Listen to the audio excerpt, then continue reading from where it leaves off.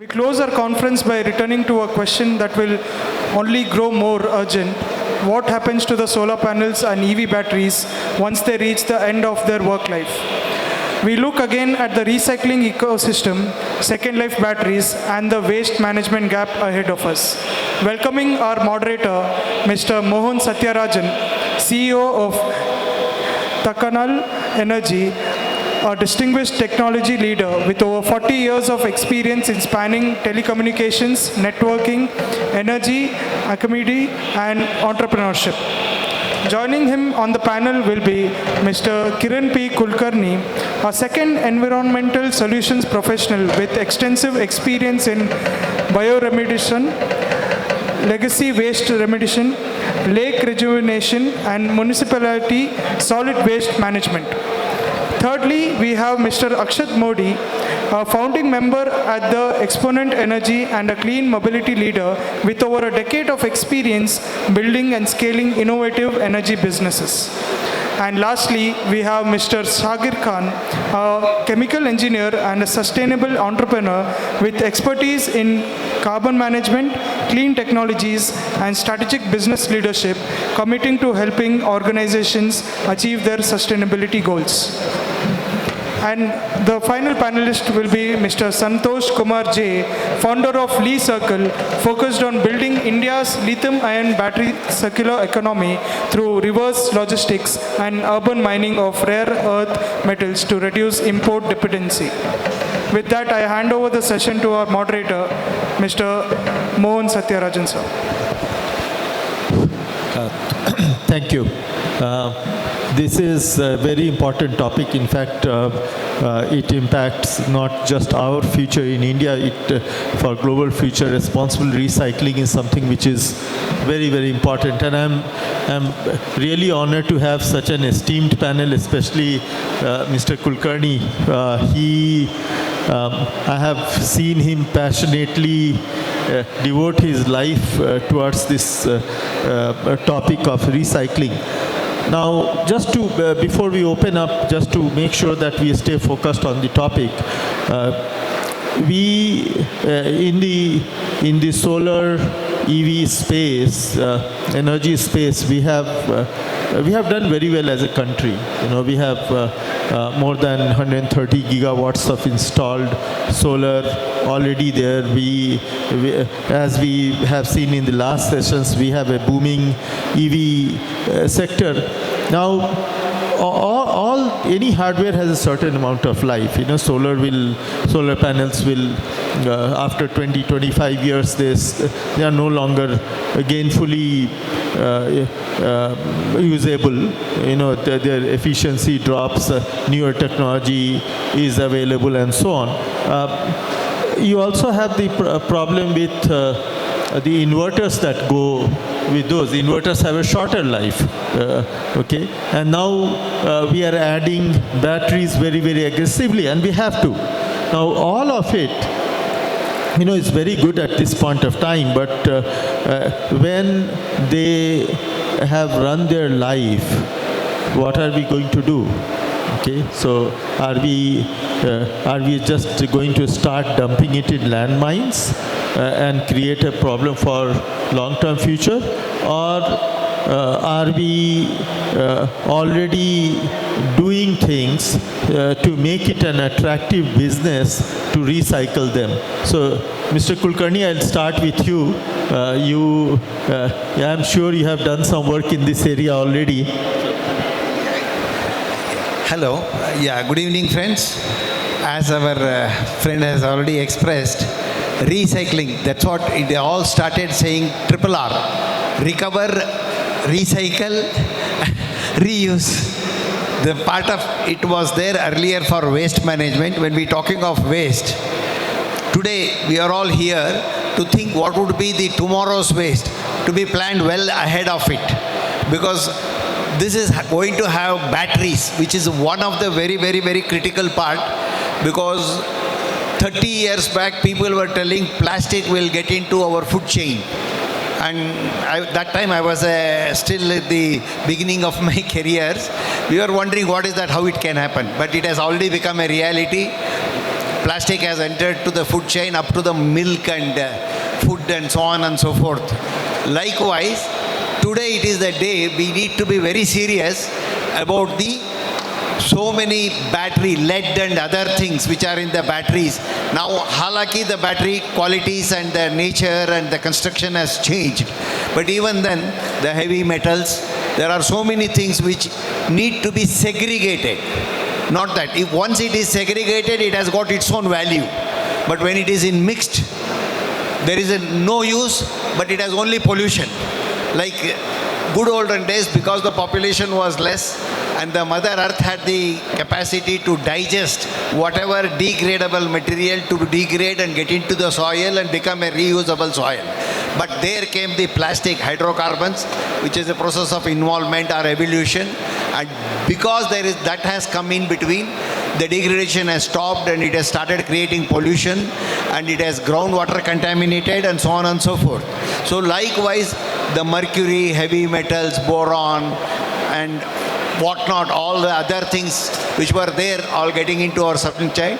So just before our session, there was a session where policy and putting up things. Yes, that has to be made very strict. No doubt the technology has grown so fast. We are all here. The recyclers are there. They are there to do it. But we need to properly segregate. Like the panels, when it is a panel, it has got the aluminium frames and so on, other ports. It need to be properly segregated. So naturally, our Ramesh has got a skill development thing. See, it all parallelly has to go. Because we can't create a fort overnight. It has to be built over a period of time. The proper chain of trained, skilled people required. So I think we are in the beginning, and this is the stage where we need to act. And as the industry grows, definitely we should be prepared to grow for all the sectors, like the training the people, skill development, sorting it out, and handing it over to the proper recycler so that it is recycled and reused. That's what I think. Thank you, sir. Akshat, I would like to know what, in your opinion, is already happening. As Mr. Kulkarni just said, time is now. We have to, and he talked about multiple things: recycling technologies, trained personnel, the entire ecosystem, supply chain, and all that. So, what do you think is already in place, and where do you see the biggest gaps? Or also the opportunities for people in the audience that they can start a business around that opportunity. Correct. Thank you so much. So I think I'll give a perspective that, and I look back when I started my, I'm the youngest in the panel, and I started my career very recently, like 11 years back. So when I was first got involved into lithium-ion battery technology, it was 9 years ago, and I was working with Panasonic. And at that time, we were trying to replace the diesel generators at telecom towers with lithium-ion batteries. And at that time, I think India, there were only hardly 2 or 3 companies who were trying to make lithium-ion batteries. And even for Panasonic or any other company competing in that space, every battery was being imported. So as a country, we have almost like a 10-year experience in lithium-ion batteries commercially building in India. And globally, this technology is also being evolved. Chemistry, at that time, NMC, NCA chemistry was more dominant. Today, we see LFP chemistry is more being dominant. So one gap that India also faced was India had a decision paralysis on where to invest. And fortunately, unfortunately, we always try to figure out, this is the right holy grail. This is where if I invest, I'll make more money. This is where the future lies in. But the truth of the matter is, it's very hard to predict the future. It's always easy to look back and say, this was very logical. But when you're going through that journey, a lot of times you have to invest and try out multiple different things and invest in different places to, make sense. From a recycler's perspective, NMC always made more sense because you had more materials which are more valuable. So from a cost economics point of view, and economics will always play a role. That was made more sense. But from a customer point of view, when India started to move electric and commercial vehicles started to take the leap, LFP, because of Indian geography, Indian life cycle requirements, made more sense. So having gone there, I think now a lot of companies have gone into recycling. India has actually done a lot of research on recycling technologies. But the biggest gap that I see is there is a battery demand which has gone up. Your government policies on PLI or any other policies is more on manufacturing new batteries. but the capital has actually not flown towards recycling. And I think that's where the biggest gap is, that everybody believes that, hey, a battery will last 8 years, 10 years, and I will have this problem maybe 8 years, 10 years down the line. But we are not focusing on building that infrastructure today, which will serve when the time comes. I think that's one of the biggest gap. Thank you. Santosh, I wanted to touch upon a related topic. See, today we are most of the, especially talking about batteries, most of the batteries that will come up for recycling in near future will be lithium-ion, LFP kind of batteries. But if you see the current trend, the battery technology that is gaining traction is sodium. Sodium sulfur, sodium ion batteries, as we call, right? They are certainly much less polluting, and at the same time, it may not be very attractive for recycling, because sodium, sulfur, and all these are anyway abundantly available. So, do you see this problem as, while we solve the problem of gainfully recycling lithium-based batteries, the whole problem changing because of sodium, sulfur, and other battery chemistries coming in? So, how would, and that too, what I worry more about is because those are not probably going to be commercially very attractive to recycle, will there be some disincentive? How do you see the future emerging around that? First of all, thanks for having us here. I'm the founder of LI Circle. We are probably the 6th recycler in India, I believe, for lithium-ion batteries, and first in the state, while there was no SOPs to set up a recycling plant in India. So since then, the question, was always like, how are you going to collect back? I think we spoke about segregation, recycling. The chemistry level challenges of handling NMC, which was cobalt-rich batteries, and then today we see cobalt deficit batteries, it's LFPs or even LMFPs.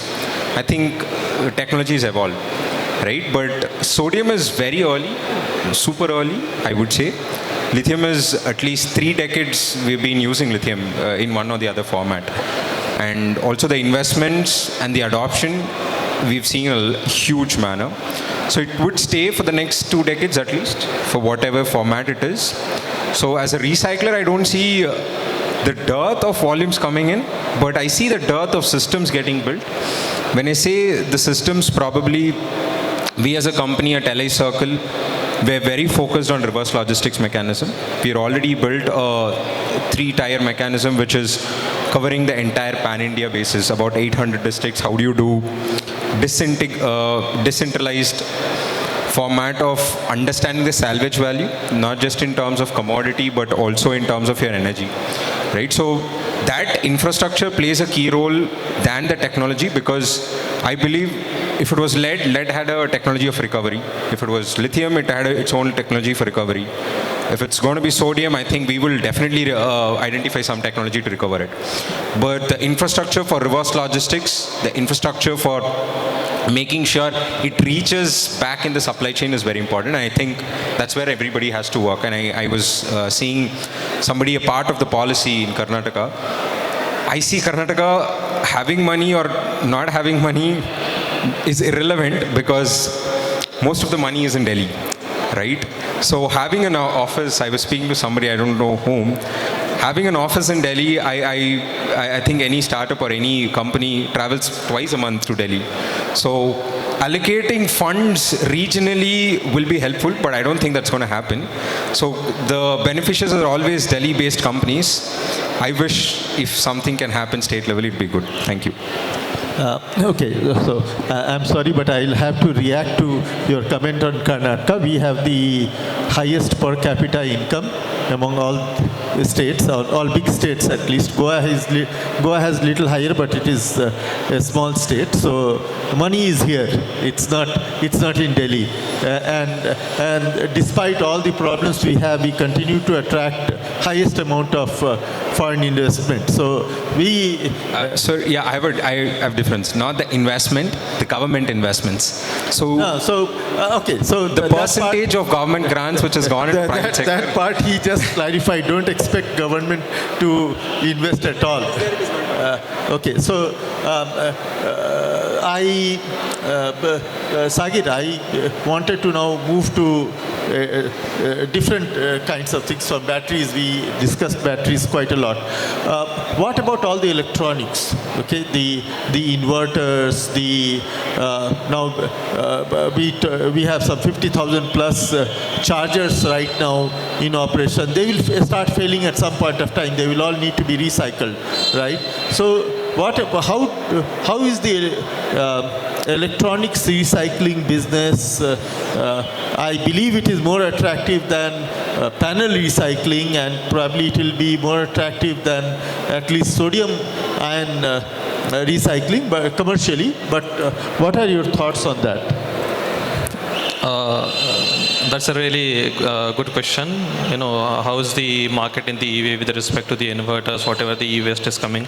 The market is really good because you have gold, you have silver, you have copper in circuits.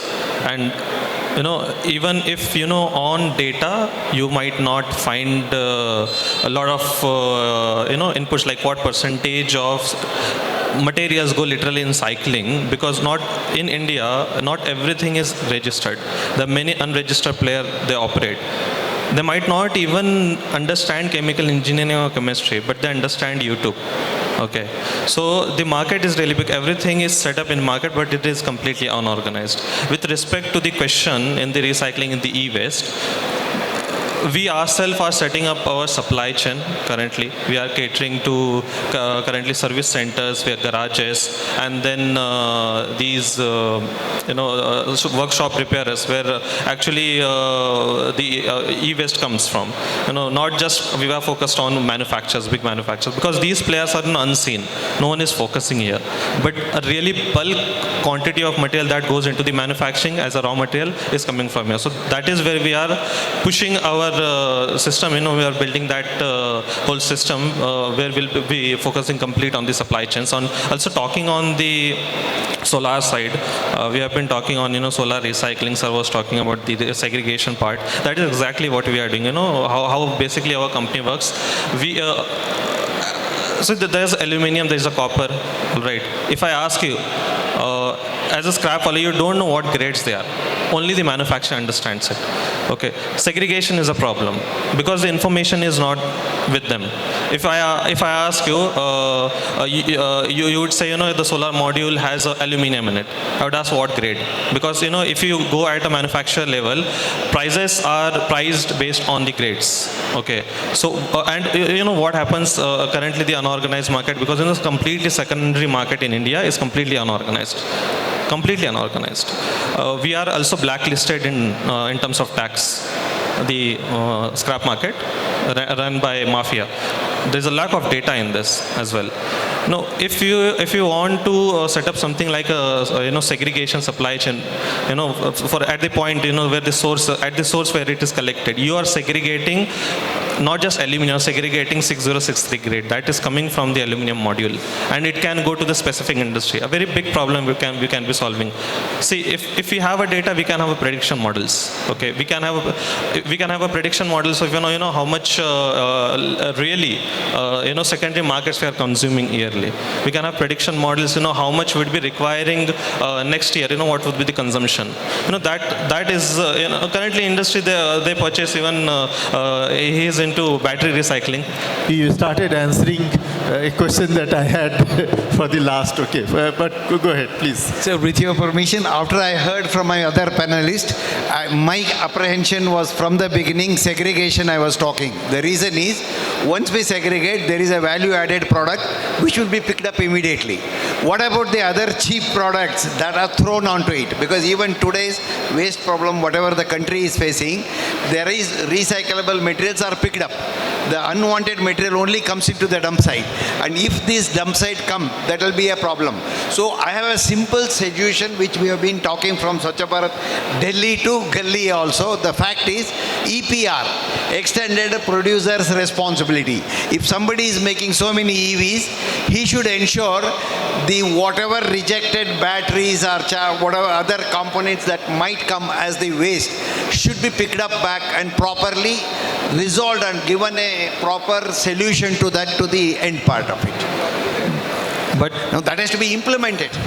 Yeah, so, As sir that so it's value added when it is uh, segregated. that's to answer, just a very quick response to this thing. We more than a decade ago, I did some work for Indian Battery Manufacturers Association for traceability of lead acid batteries.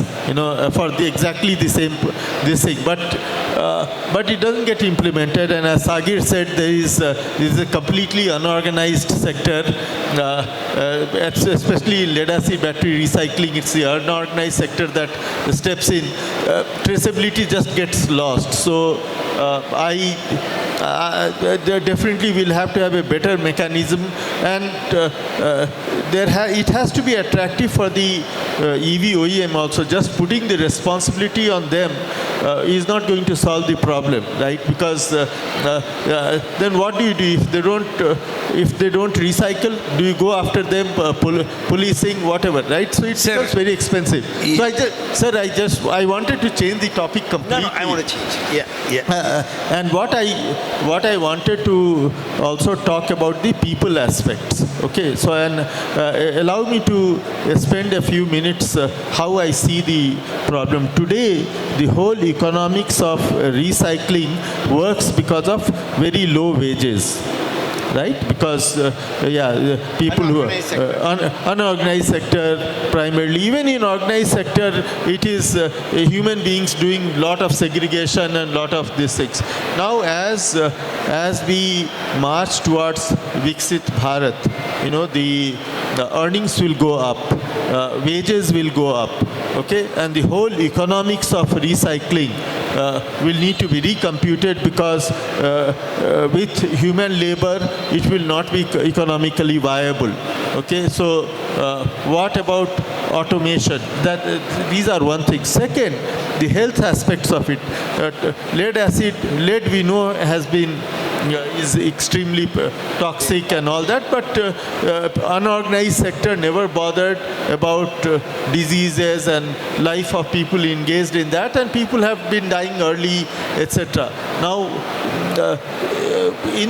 as we get more aware of these things, and now that will also have a cost to making sure that health of people involved in this industry does not get negatively impacted. That will also come at a cost. So how do you look at these affecting viability of recycling in future? So before anything I say, I would like to change the topic from the point where we are into. Like, the ownership has to come. You see, unfortunately, in the last panel I got to know 3,000 or 4,000 vehicles were registered or manufactured, but the subsidy was given to 30,000. Means the whole system is of that order. So instead of that, the ownership should come, and EV vehicles, it is in all domain, two-wheelers, three-wheeler, four-wheelers. I think in sector of three-wheelers, it is playing a major good helping hand for transportation and handling of and reducing pollution in the air, atmospheric pollution by carbon. And we all know that the fossil fuels are going to end in the near future. So looking at the world part of it, and at the same time, eliminate those things. And the government has already come out with a minimum wage act, are all there actually. So this is a new upcoming technology. So all sectors should come under proper governance, which is administered, so that we can control on them. Earlier, you can look at it, Bajaj Chetak had 3 or 4 models only. Likewise, Vespa had a few models. Whereas in case of EV, you see n number of models have come, because the technology has opened up and it is available to the people to come out with new designs, new models, and whatnot of construction of material. But the safety of the user safety of the pedestrian on the road, all to be considered. I mean, that's a concern. That is from my point. I would rather say, I don't know, the panel will agree with me. But this is a time all of us have to create on manufacturing side also the ownership to produce good quality, and consistency on other side to maintain it also. And all the mechanical vendors who are there servicing the vehicles and the servicing part, they can be trained to service the EV vehicles, which may require little change in their approach, and that should take them to a big, because the large population is there. Large amount of carburetor mechanics, engine rebore, all are there. I don't know, that's a prop which we need to, but with the growth of population, there is a big opportunity is there for everyone to work. That's it. Actually, I would like to add a point. Just sir mentioned we can train mechanic people, for the EV repairing. The point is not training them. The point is the whole infrastructure. The cost that that would be incurred, the whole infrastructure that would mechanic have to invest, it's not working for him. How much we are talking about? EV care, setting up the whole automation thing, it will cost in lakhs. Where is he going to bring that money? It's not about the training, it's about the infrastructure. So even if you have trained them, we need to have an infrastructure. Let's say, Venkatesha sir, one of our previous panel member, he is providing something like EV care. Okay, if we are letting an infrastructure, something driven by a government or maybe something like that, a single infrastructure that can be utilized by these garages, then that could work. Because mechanic people, how much they make in a year, how much they make in a day. How even after training them, how are they going to repair? Because they don't have the gadgets. It requires lakhs of money. So, Yeah. Okay. Thanks. So Akshat, I'm now I'm slightly confused between what Kulkarni sir said and what Sagir said. So let me ask it differently. Okay. So unorganized sector, because they can't invest, they cut corners. But they still do the business because it is profitable for them, right? Now, so why doesn't the organized sector come make the investment? Because it is a profitable business, so definitely there is scope to invest and scale it up and do it profitably and not subject the unorganized sector to health hazards and things like that. So how do you see the future?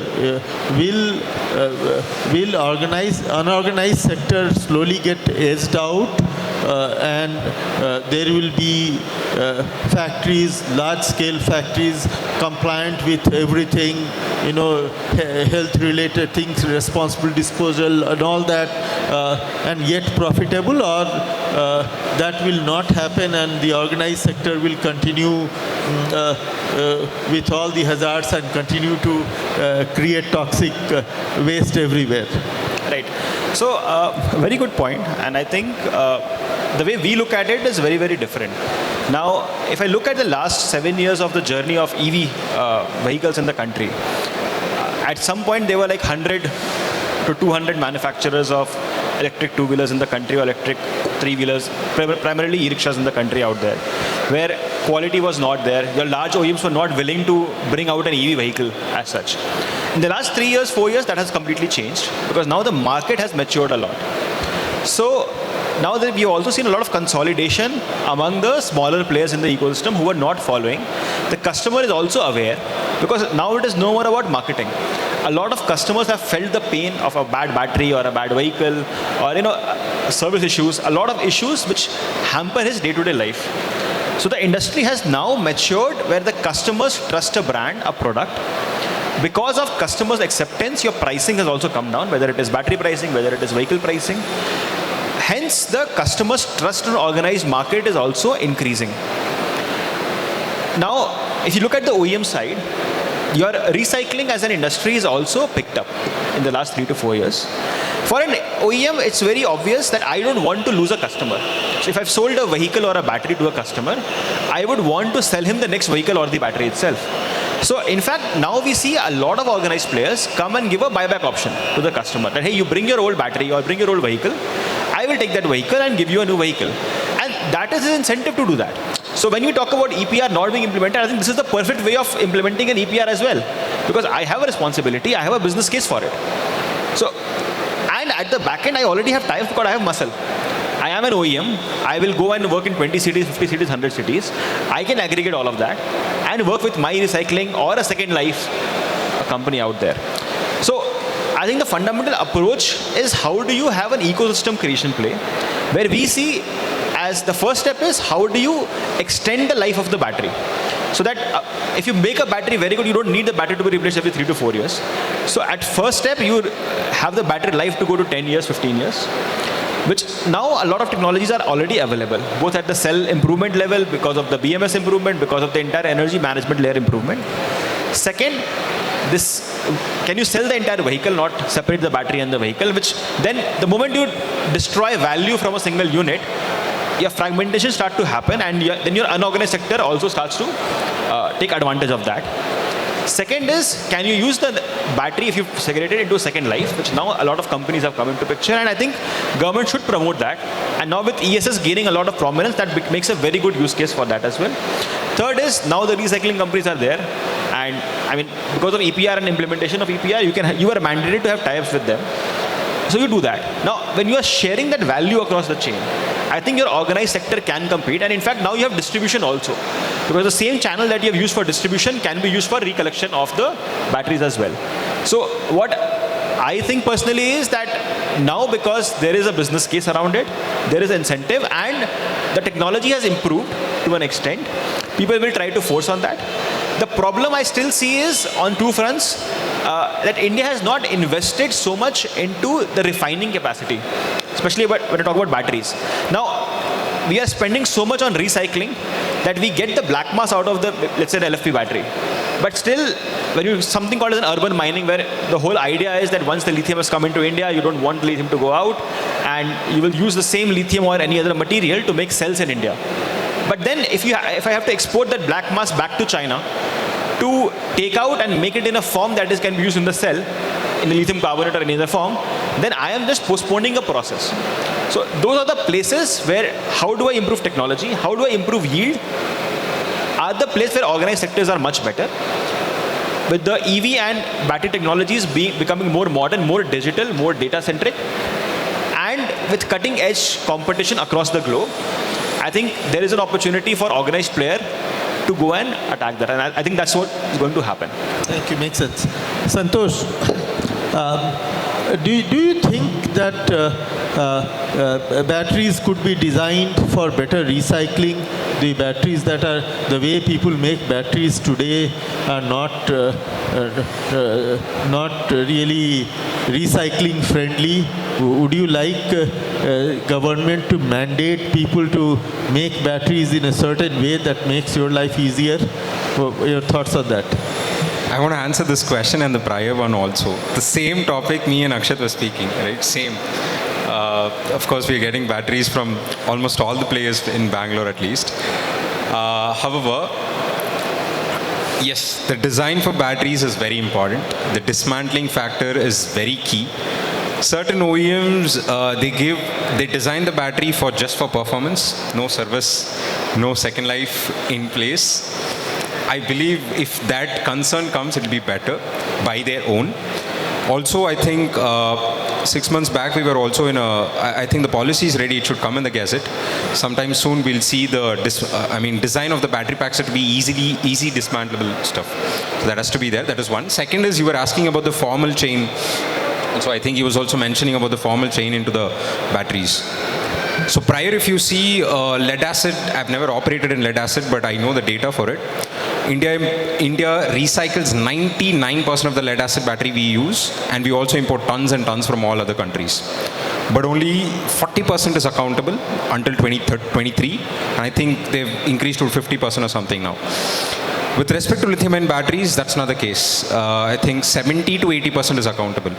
Also, ahead, it will be very accountable and it will be in the formal chains. Yes, there will be leakages 20-30%, but it will be in the hands of formal chain.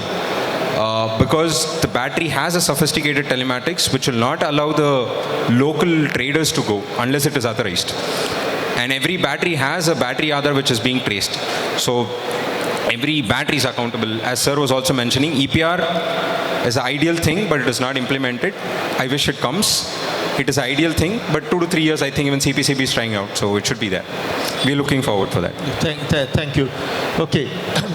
Now we are coming towards the end of our session, so probably the last question. So Sagir, you were talking about data. Now, what kind of visibility is there in what time frame, what kind of recycling opportunities will be there? How much of raw material will be available each year for recycling?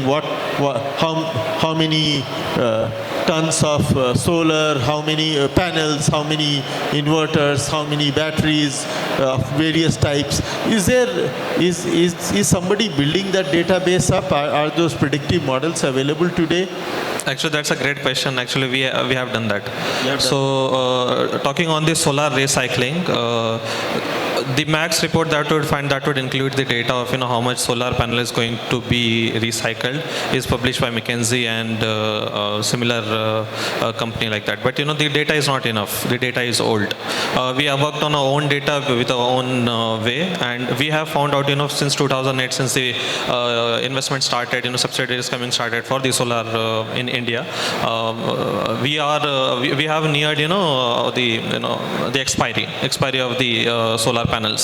So it started in 2022. The panels that were placed in 2008, they started expiring 2002. So number has started increasing. So if you would have been discussing 6 years, 7 years back, why isn't there any recycling infrastructure for solar? Because there isn't solar itself in the market. That is the sole reason, and that is why we are not seeing company in India that is recycling solar yet, because the volumes are not there yet. But we are maturing that volume. From next year to next year, every year we are going to have a lot of megawatts worth of solar panels that needs to be recycled. And one thing we need to understand in solar recycling, the biggest problem is not the technology. The biggest problem is the logistics. So if you do the economics in commercial sense, if you want anything to be recycled, let's compare it with plastic. These days what's happening with the plastic, at a ground level, plastic is being burnt or it ends up where? In landfill. So let me preempt this and ask you, should we be inventing mobile recycling plants? The recycling plant goes to the solar farm and recycles it there? Exactly. Okay. Because the logistics is the problem. If you are loading 20 tons worth of solars, and most of these fields, where solar plants are deployed, they are mostly in outskirts. On an average, we have calculated almost 1,500 kilometers it has to travel, a truck. If you do the cost analysis, commercially it is not working out until and unless you are going at the source and you are doing the recycling. So there is a need to have EV powered, electric powered mobile recycling plants. So on that note, actually on this, our company, personally me and Ramesh sir have been discussing for past 2 years on mobile facility for solar recycling, because this problem is going to be huge, and we had started on this discussion 2 years back. So yeah, once we mature, we'll make sure every solar panels out there gets recycled. Absolutely. Any questions from the audience, please?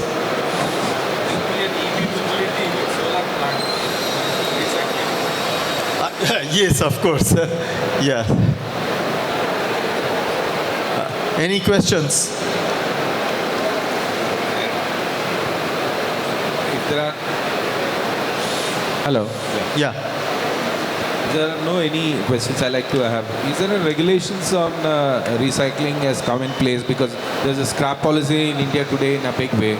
But I don't think so there is a good lithium or the battery recycling policy is yet to come, I think so. So can you give a clarity on that so that we can take it up in a big way? BWMR 2022 is there since 2022. Battery waste management rules 2022. I mean, it's also amended 3 times. So there's full clarity on collection centers, how the logistics has to happen, how the processing has to happen. I mean, process-wise, it's indigenous. I'm talking about lithium ion per se. So the process flow never... Lead acid is there, I understand. But lithium ion, I don't think so there is a problem. CPCB is given a SOP for that also, yes. It's a generalized SOP is there. Thank you. Thank you very much. Thank you for that. Any other question?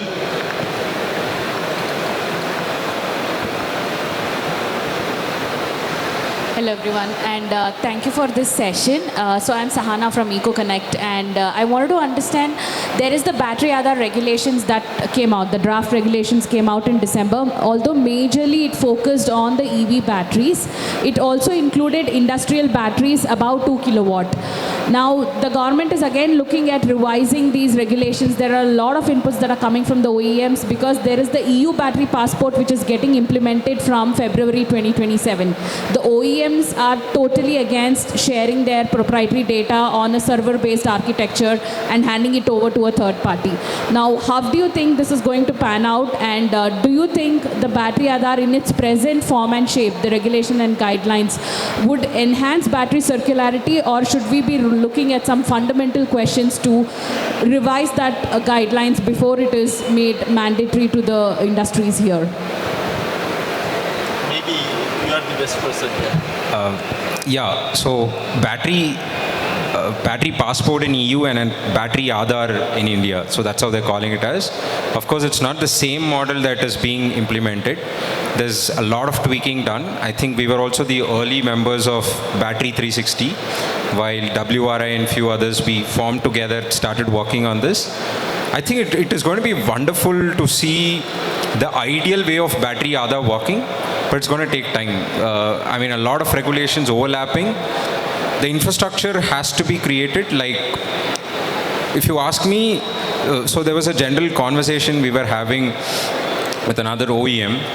If there was no common platform for the airports, right, like how TCS took that and made a common platform for giving the data, the similar way some bigger credible software company has to do that. So once that is done, I think we'll have a wonderful infrastructure where we'll know what is I mean, from a recycler's lens, it's just not the commodity salvage value, it's energy salvage value also, right? I think once government takes the initiative to do that, it's there. But everything is in place. I think things have started rolling. Tata Motors were the early guys to do that. I think all the other OEMs have started. That's where the Battery 360 Alliance was started. Firstly by WRI. There were 5-6 recyclers, including us. We presented, I was also strategic advisor at MADE to work on this when BWMR came in. And I think today it is way far mature to get that. So yeah. But how do you solve for that estimation of battery SOH? Because I think state of health, how do you estimate a state of health is the big point of contention here, because each OEM or each recycler have your own methods of estimating SOH which may not be a common standardized format. So is there something in works to bring in a common standard format to estimate SOH? Because given the Indian driving conditions, the battery chemistries and the driver behavior itself, it is going to vary significantly. How do we solve for that? The problem is how the battery has run through the life of the course itself, which there are two problems. There are few companies who track that data at their end, which they are very happy to give as an output. The concern that the battery OEM has is that I have a lot of proprietary data on how I have improved my battery life, but using that data we can give a lot of inference which directly impact battery cycling value. Those data points sharing is not a problem. Today there is no platform where you can actually give it centrally. So people are doing it in silos where a company A has a tie with a company B. So company B gets that data. Now if the government can take an initiative and bring a central platform, which I think the idea is there through Battery Aadhaar, then this will get more regularized and centralized as well.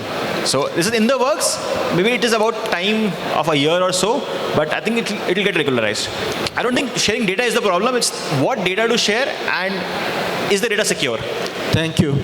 We have run out of time, so if you have additional questions, you can ask the panelists directly. Thank you very much. Thank you, panelists, and thank you, audience.